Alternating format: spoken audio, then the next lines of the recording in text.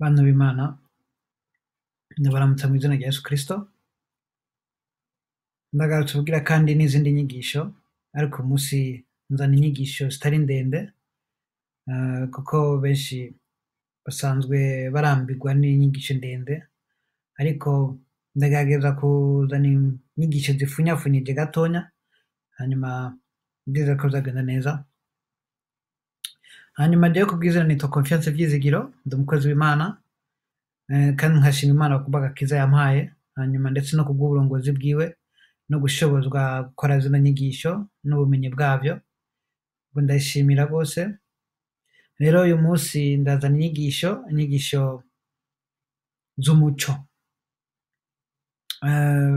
Umuco, irindi jambo riri mu muco ni ukuri, kuko umuco niwo utuma umenya ukuri.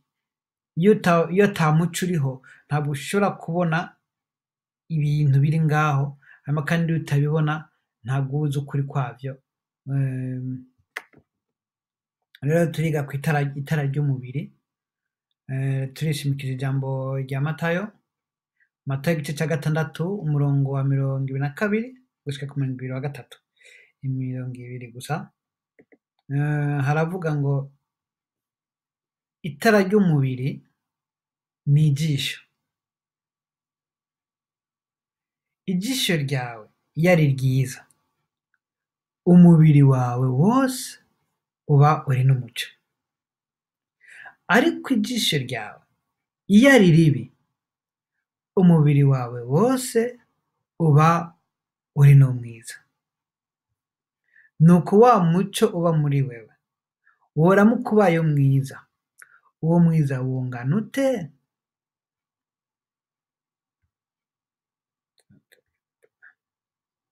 Mwavyumva? Itara ry'umubiri ni ijisho. Ijisho niryo rizanira umuco muri wewe. Urumva ijisho ryawe iyo ari ryiza, umubiri wawe wose uba uri n'umuco. Bisigura yuko uba ubona. Urumva ijisho ryawe niryo rimurikira muri wewe, rikaguha kubona, rikaguha kumenya, rikaguha kubona umugaragaro. Urabona iyo hari umwiza ntacyo ushobora kubona. Iyo hari umuco niho ubona ati iki kirarya, kiriya ni ikinye, ibi ni uku nuku. Uravyumva? Rero ijisho niryo tara ry'umubiri, kuko iyo udafise iryo tara ntabwo ushobora kugira umuco muri wewe, ugira umwiza. Urumva nta ukuri niko. Urumva ukuri niwo muco. Umuco urumva kuko nk'ubunye ko hari umuco urambona, mugabo njimije ntusubira kumbona. Rero umuco niwo ukumenyesha ukuri, kuko nozimya ukanyumvira ukundi, ugashaka kunyumvira nk'umuzungu, ushaka kunyumvira nk'uwo ariko kose. Mugabo iyo amatara yakije, wakira umuco muri wewe ukwereka neza ubundi mu buryo bw'umubiri. Rero ijisho niryo tara ry'umubiri, niryo rizanira umuco mu muntu, rikaguha kumenya ukuri kw'ibibonwa. Hanyuma hakacaza akaba ariko ijisho ryawe iyo ari ribi, umubiri wawe wose uba uri n'umwiza. Bisigura ntaco ubuzi, ntaco ubona, uba nyene uri mu mwiza. Nico kimwe nuko wokuraho izuba nyene gose n'amatara byose hakaba umwiza. Uravyumva? Haba hari umwiza. Rero iyo ijisho ryawe ritabona, ntabwo uba ufise umuco muri wewe, ntabwo uba ubona umuco, ntabwo uba ubona ibibonwa. Tuvuga umuco bisanzwe novuga ni nko kubona, kuko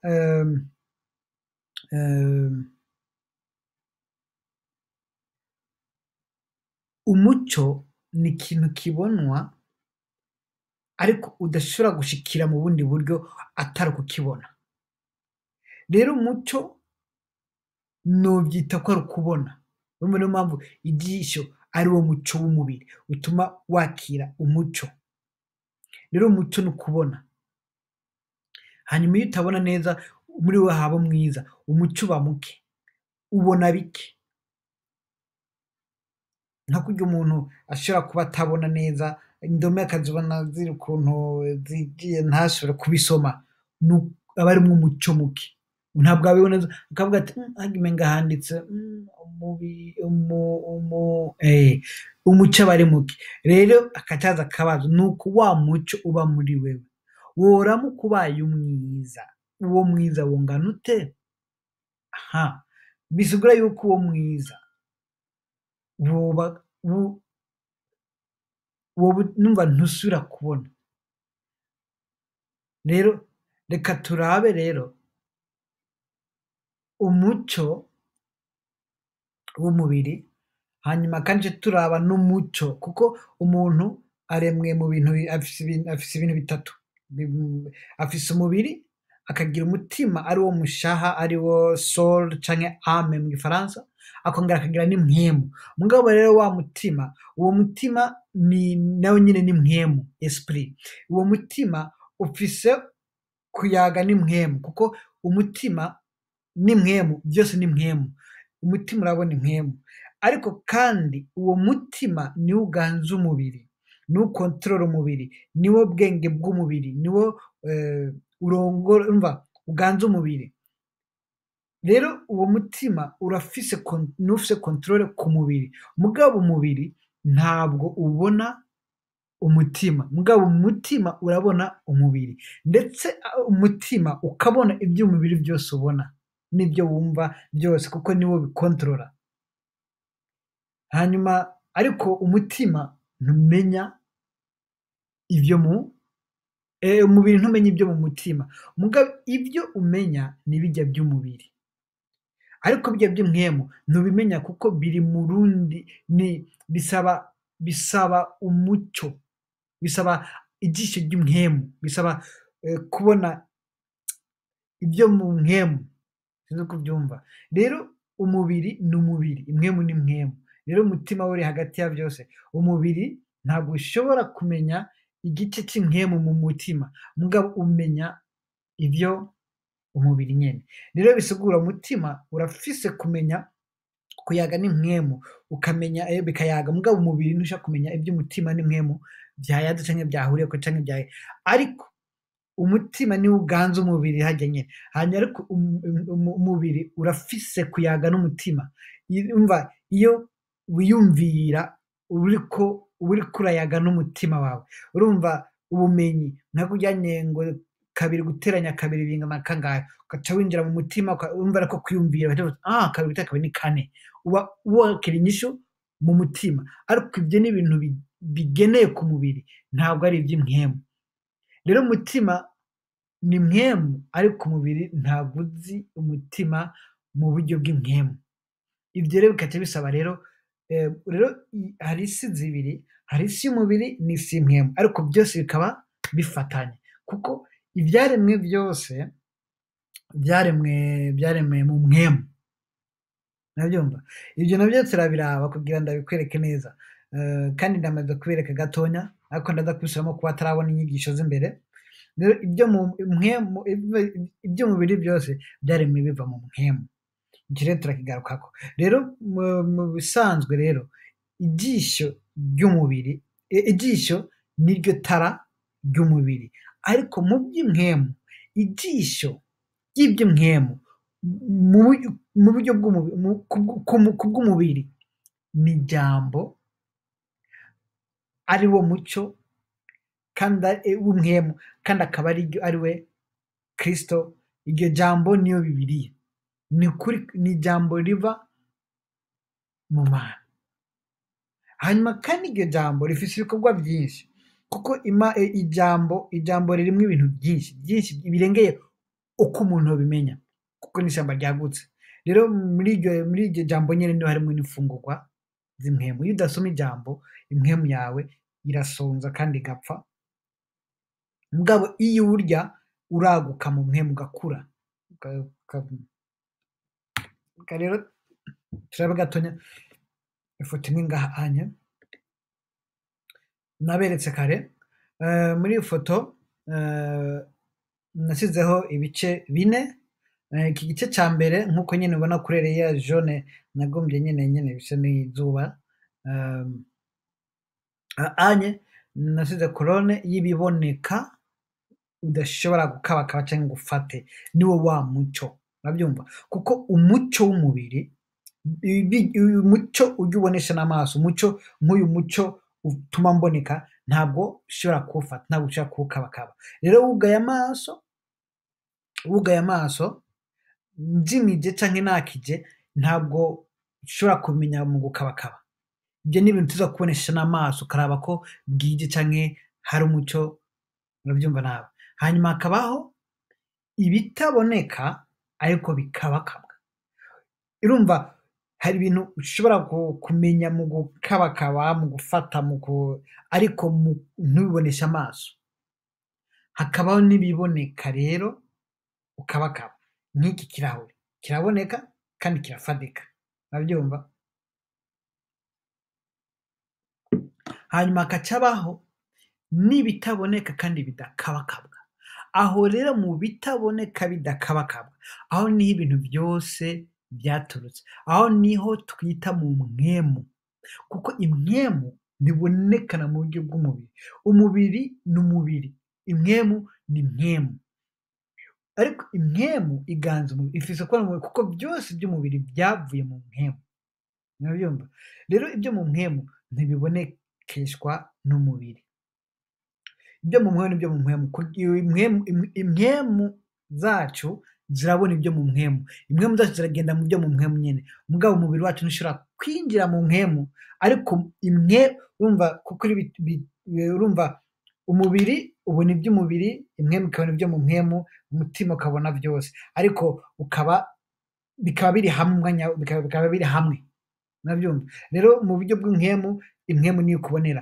mu buryo bw'umubiri umubiri ni ukubonera hanyuma umutima ukaba uri hagati kuganza rero umubiri ariko kandi ukongera ukarongorwa n'impwemu impwemu ikayibwira ati uku nuku hanyuma bikagenda uko nyene niyo mpamvu rimwe ushobora kugira ikibazo mu mubiri ikibazo gishasha utarigera uhura naco hanyuma ukabaza umutima mugabo kuko umutima nawe utari bwahure n'ico kibazo kandi uwo umutima waremwe ugaragara nta bumenyi bwarimwo waremwe ushizwe mu muntu hanyuma uwo mutima icyo uzi nibyo wize mu gihe wabayeho muri ino si niyo mpamvu umuntu yavutse ntabwo yibuka iyo yazananye canke iyo yaja ava ariko impwemu yo irabizi ariko ibyo n'ibanga ifise byinshi igumiza nk'amabanga hanyuma rero muri ico gihe ibyo bishasha bisaba ko impwemu ibyigisha umutima mu buryo bw'impwemu mu rwari rw'impwemu byavuye nyene hanyuma wa mutima ukaca ugerageza kubishira mu buryo bimenyekanishe mu mubiri mugabo akenshi umubiri ntushobora kubitara ntushobora kumenya kubera nyene ni ururimi rushasha umubiri utazi niyo mpamvu kenshi bisaba ko umubiri wiyagura rero niyo mpamvu umuntu agunda ibintu bishasha urabyumva nawe ariko biba bivuye mu mpwemu iyo wahaze ikintu gishasha par exemple nk'uko umuntu agashobora kuvuga ibintu kumva interview mugabo ukumva ufise ikibazo wobaza ico kibazo ntikiba kivuye mu mubiri kandi kiba kivuye mu mutima mugabo kiba kivuye mu mpwemu kuko ni ikintu kitari bwabe muri wewe muri ico gihe ico gikora gishasha kiba kiva mu mpwemu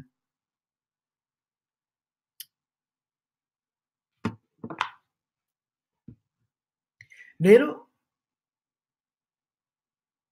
ibi byose biboneka bidakabakabwa ibitaboneka bikabakabwa ibiboneka bikabakabwa byose byakomotse mu bitaboneka bidakabakabwa hanyuma rero turaza kuraba ibiri muri ibyo bintu comme exemple kugira murabe hanyuma rero mugabo ku kibazo cy'umwiza uko wangana rero ca dukarikira nk'impumyi kuko impumyi ntibona impumyi rero ibi byo ngaha ntishobora kubibona ibiboneka bidakabakabwa mugabo ibi bitaboneka bikabakabwa impumyi irafise kubishikako niyo mpamvu impumyi igendera afatafata ibibambazi n'ibindi igashika ku bitandukanye igashobora kurya n'ibindi byose ibiri mu bikabakabwa bitaboneka ibyo rero irabishikira mugabo ibiboneka bidakabakabwa n'ibiboneka bikabakabwa urumva irabishikira hama kandi ibiboneka bikabakabwa ibishikira mu buryo bwo gukabakaba mugabo ntibona uko bisa. Aho rero ni itandukaniro riri rero. Ariko rero ukuri kuri hano. Reka rero turabe gatonya kubirimwo. Mu biboneka bidakabakabwa turafise nk'igitutu. Igitutu ni ikintu udashobora gusigurira impumyi ngo bitahurike. Urashaka kuko ntabwo azi umuco, ntabwo ashobora kumenya. Mugabo igitutu ni novyita ni nk'ubwihisho bw'intuze bw'umwiza, kuko iyo umuco ushitse ahantu umwiza urahunga. Rero mu gihe rero haje umuco uturuka impande zose, intuze rero wa mwiza uba urahungira. Rero akenshi iyo uhagaze ku zuba umuco ukakwakira, umwiza uca winyegeza inyuma yawe. Ni nayo mpamvu kenshi uca ubona rero wiforoma nk'ishusho yawe ariko wirabura, urya n'umwiza uba winyegeze inyuma yawe. Ariko nawe nyene wakije impande zose amatara urahebuka ukavaho. Ubwo ni ubukuru n'ubutware bw'Imana. Kandi igitangaza, Imana ifise no gukora ibitangaza kuri ivyo byose ni ibitangaza vy'Imana. Rero mu biboneka bidakabakabwa urafise igitutu. Igitutu ntushobora kukimenya utabona. Umuco, umwotsi ntushobora kuwushikako utabona. Igifungu, ivumbi, umuhisha, ishusho, urumva image n'irangi nk'uko bleu, rouge, ivyo ntushobora kumenya utabona. Hanyuma mu bitaboneka bikabakabwa urafise par exemple ubushuhe. Ubushuhe ntushobora kuburabisha amaso ukabumenya, oya. Kiretse gusa wishimikije yuko rimwe na rimwe ahantu hashushe cane ko ubona ibimenyetso mu buryo ariko byose navyo nyene nuko bawishimikije ibindi bintu. Mugabo ubushuhe ubwabwo nta shusho bufise. Ntushobora kuvuga ngo busuku unye nta shusho bufise. Ubukanye nta shusho bufise. Umuyaga nta shusho ufise. Ikirore, ukuguma canke kworoha ukavuga ati nk'ikirati kirakomeye, ivyo ni ibintu bitaboneka. Ntushobora kubona ikintu ukabona ati ngo kirakomeye canke kiroroshe. Mugabo muri kamere y'umuntu waramaze kubona, waramaze kubigeza, ukabona shifu kuyisa hanyuma ukayikora ukumva yoroshe, urafise kuyiraba ukavuga ati irya shifu iroroshe, ariko kandi si ngombwa ko iba yoroshe. Irashobora kuba ikomeye, irashobora kuba n'igicapuro kibaje mu kindi kintu mugabo gisa na shifu.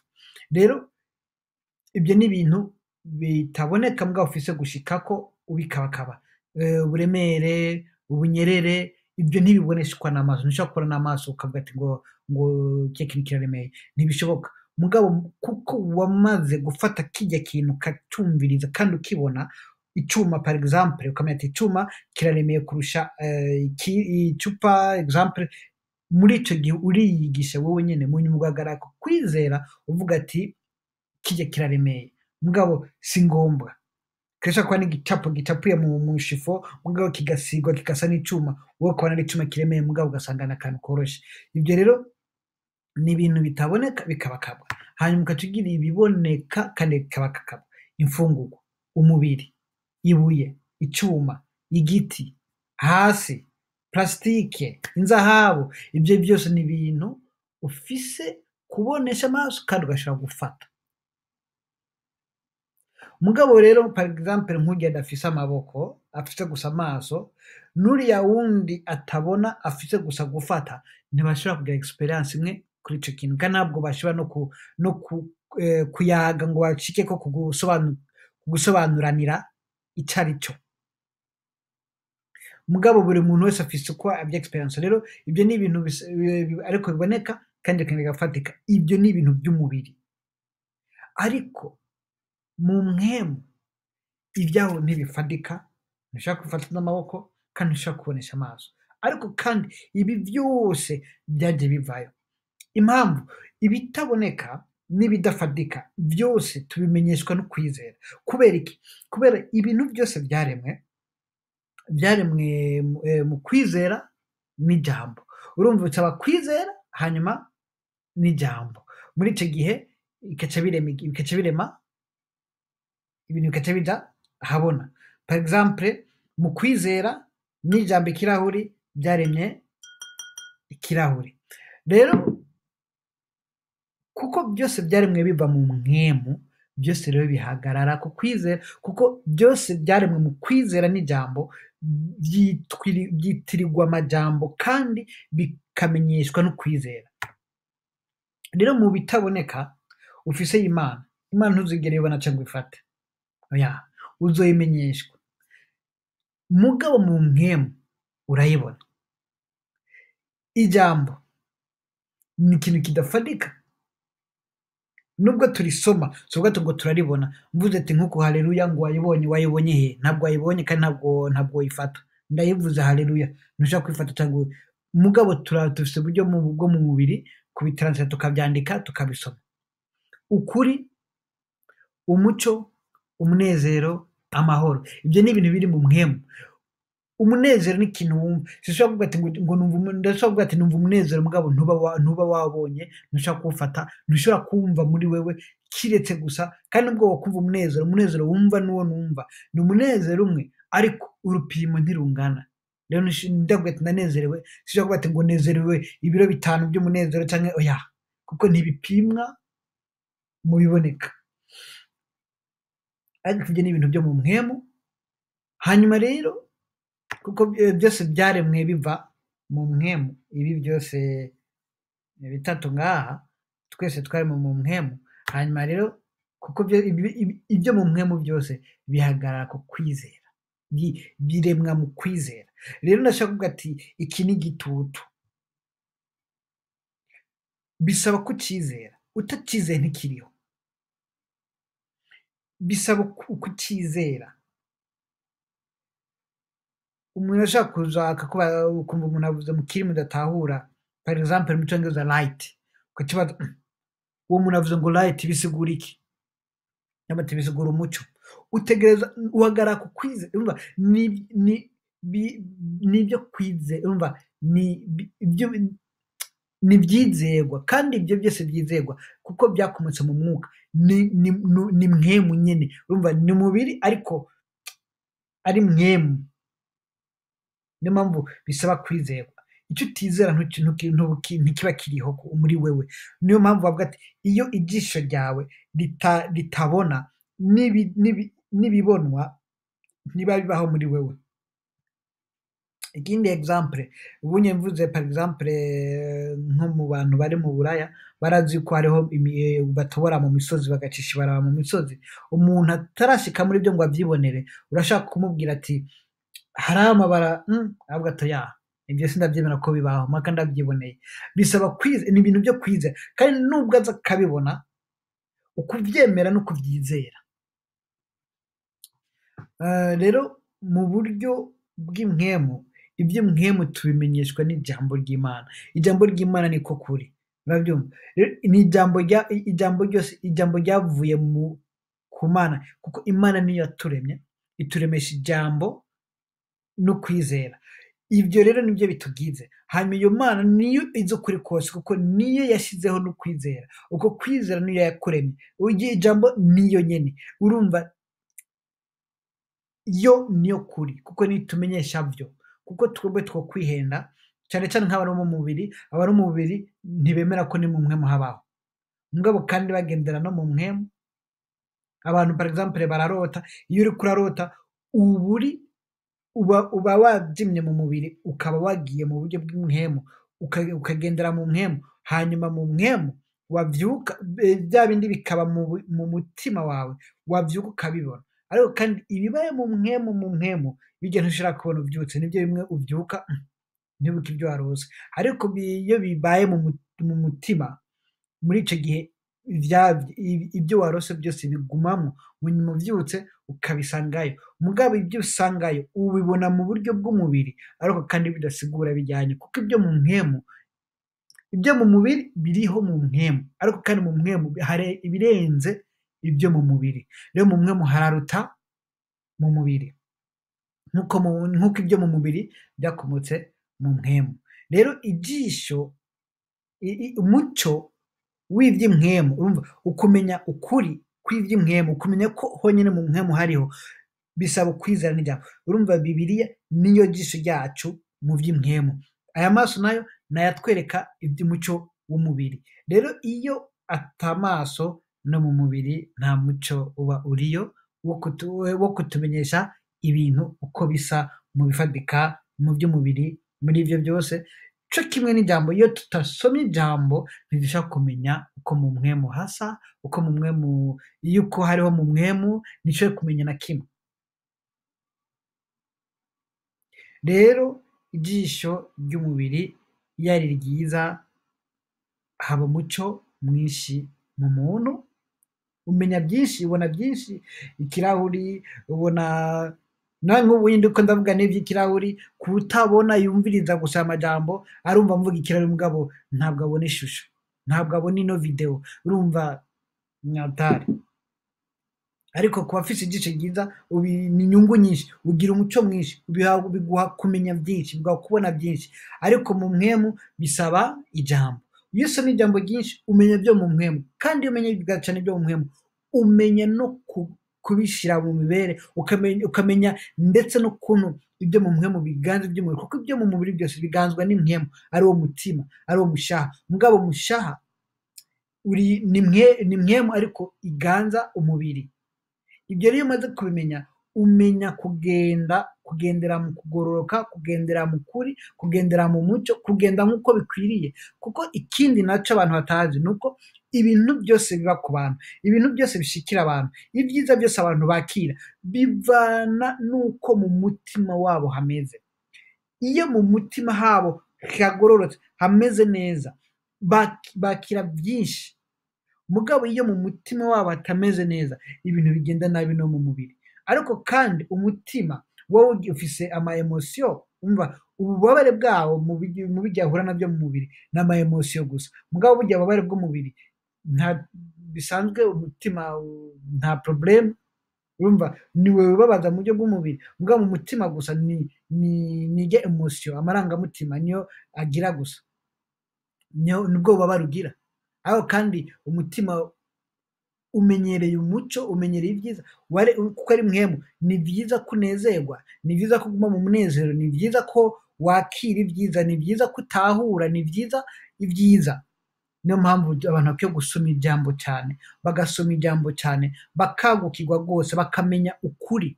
Kuko mu mpwemu hari n'ubundi bwami bw'ibinyoma. Satani ajeje guhenda abantu, kandi agahenda abantu yishimikiza n'iby'imibiri kugira bahende rwose kandi bagahendeka. Ibyo rero ariko ibyo rero kugira uze umenye ukuri neza ni mu gihe uza bavuye mu mubiri, kuko abantu bose barapfa, mugabo ntibapfa n'umubiri gusa upfa. Hanyuma impwemu ikabandanya, bashitse hariya hakurya niho bamenya ukuri, kuko ibyo mu mpwemu ntabwo bagombye kubona ukuri kwabyo muri Bibiliya, bishinze ibinyoma bya Satani. Muri ico gihe umaze kuva mu mubiri ukaca umenya ukuri, ariko ugasanga warihenze, kuko iyo uvuye mu mubiri hari inzira zibiri, hari inzira y'abagororotsi n'inzira y'abanyabyaha. Rero iyo utakoze neza uca wisanga mu nzira y'abanyabyaha, kandi umaze gushika mu nzira y'abanyabyaha uramenya neza ko uri mu nzira y'abanyabyaha, kandi ukarondera kuja mu nzira y'abagororotsi. Ariko ntibishoboka kuko umubiri wamaze gupfa, kuko ntugaruka mu mubiri ngo ubeho kugira ngo ubandanye ujya. Iyo umubiri upfuye n'ugwamba baca bahamba, kuko biba byarangiye. Rero ni byiza ko abantu bamenya ukuri, bakagendera mu kuri batarava mu mubiri, ngo bahave bamenya ukuri, hanyuma batagishobora guhindukira ngo ajye mu nzira y'abagororotsi. Rero ijisho nirikoreshwe neza, nimwakire umuco muri mwebwe, hanyuma abandi nabo nimusome ijambo, abatabona barisomerwe, mwakire ukuri kw'ijambo ry'Imana, hanyuma mumenye ukuri, mumenye ukugoroka, mumenye ukwirinda, mumenye ivy'Imana igomba, muzuze umunezero, muronke amahoro, kuko amahoro umunezero ibyo ni ibintu uronka gusa ari uko ufise imana muri wewe kuko imana umva ibyaremwe byose byakomotse muri Yesu Kristo ari we jambo, ibyo byakomotse muri Yesu Kristo ni twebwe n'ibiremwa byose, ariko umunezero n'amahoro ibyo ntiyabiremye ngo abyivanemo, ibyo yabigumanye we, kugira rero ugire umunezero n'amahoro nuko we aja muri wewe. Aho rero niho hari komplike, abantu baza ngo barafise kurondera umunezero mu bitandukanye, mu kaborerwa, mu busambanyi hariya, ariko nta munezero uri. Umunezero ni Kristo bwiwe, bisaba kumwakira akinjira muri wewe, akaba muri wewe, amaze kwinjira muri wewe wuzura umunezero, kuko we ni umunezero, we n'amahoro, we n'ukuri, we ni bien. Urabyumva nawe? Ariko abantu barenda bakanze umunezero atariyo, mugabo ntibazaga bashikako. Ariko kandi abantu, kuko Satani ari umubesha, kugira nabwiye ko yigisha ibinyoma, ajeje kubesha abantu, arahenda abantu akababwira ati ngo gusambana ngo bizana umunezero, akaboregwe ngo ni umunezero, ariko ntabwo ari umunezero. Umunezero uzi gusaba wakiriye, utarigera ushikirwa n'umunezero ntuzi umunezero icyo ari cyo. Murabyumva? Umunezero uzi benewe, niho nje kimwe n'akaboregwe. Ukuboregwa kumenywa n'uwaborewe, utarigera uboregwa ntushobora kumenya akaboregwa icyo ari cyo. Umugabo arafise kwihenda, wumvise ibizunguzungu ngo ndaborewe, kuko bavuga ati ngo ababore ngo bagira ngo biyumva nk'umenga nk'ibizunguzungu. Oya, bisaba ko bikubamwo kugira ubimenye uko biri. Rero umunezero, amahoro, ibyo ni ibintu biba mu bakiriye Kristo. Kristo ntabwo umwakira, ni uko umenye kwanza ukuri, kuko Kristo ni ukuri. Manza usome ijambo ryiwe umenye ukuntu umushikira, kuko byose biriho harya ukuntu umushikira, ukuntu umwakira, kandi ni ibintu biri très simple. Mugabo Satani arahenda abantu, akabahenda ndetse n'amababi akagerageza kuyahindura kugira ngo ayobye abantu. Mugabo ukuri nta mana iri mu mabwate, ibyo ndabikubwiye. Ntawe uzohurira n'Imana, ntabwo uzohura n'umunezero cyangwa amahoro mu cari cyo cyose. Uzorondera amafaranga, uzorundanya, mugabo niyagwira uzonanirwa no kuryama kuko atamahoro. Uzogomba ubutware ube perezida, mugabo uzobura amahoro kuko uzomenya ati abansi ni bose. Uzobona igihugu cyose ari abansi bawe, uzobona ndi umugambwe uyu, iriya migambwe ni abansi. Kuryama birakunanira kuko bibaza ko aza kukwica, nta mahoro birimo. Ariko Satani arahenda abantu bati mugire ubwibone, ngo nimuduge mwishire hejuru, ngo nibo amahoro. Nta mahoro ariyo.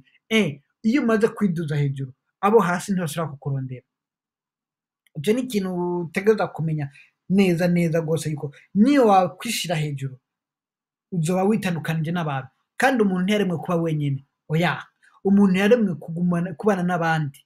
Iyo ugiye mu karere ka wenyine ubura amahoro, urazobigerageza winjire mu nzu, wugare imiryango yose, umare y'indwi imwe. Niyo wayimara wowe uzambwira, nutayaga n'umuntu uzubirabe. Umuntu yaremwe kuba ari kumwe n'abandi bantu, nta mahoro ari mu kuba wenyine. Satani ntaza arabahenda, abahendesha inzoga, abahendesha ariya ngo hari nta biriyo, kandi impera yabyo byose ni urupfu. Nuko rero ijambo ry'uno munsi ryari iryo: nimumenye, musome ijambo, mumenye ukuri, mumenye umuntu icyo ari cyo ubwiwe, uwo ari we, uko bimeze. Hanyuma Imana ibahezagire, ibahe umugisha.